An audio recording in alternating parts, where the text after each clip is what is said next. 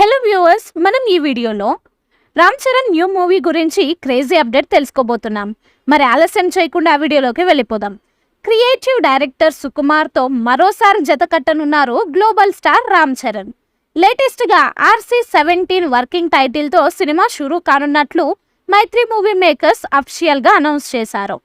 హోలీ సందర్భంగా విజయవంతమైన కలయికపై అప్డేట్ ఇచ్చారు. భూమిని బద్దలు కొట్టే అద్భుతమైన పని కోసం శక్తివంతమైన శక్తులు తిరిగి కలుస్తాయి.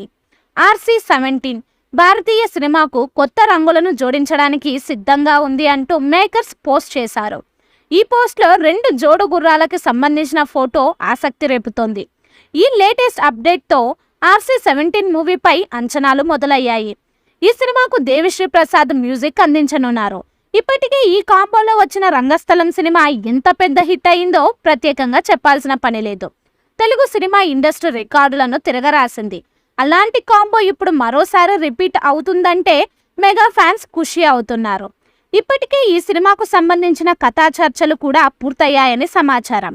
అయితే ప్రస్తుతం సుకుమార్ అల్లు అర్జున్తో పుష్ప 2ను తెరకెక్కించే పనిలో ఉన్నాడు. దాదాపు షూటింగ్ పూర్తి చేసుకున్న ఈ సినిమా ఆగస్టు 15న ప్రేక్షకుల ముందుకు రానుంది. ఈ సినిమా తరువాత విజయ్ దేవరకొండతో ఒక పాన్ ఇండియా మూవీని ప్లాన్ చేశాడు సుకుమార్.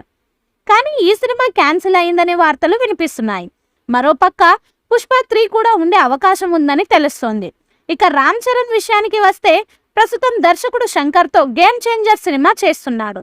ఈ సినిమా రిలీజ్ ఎప్పుడు అనే క్లారిటీ ఇంతవరకు రాలేదు.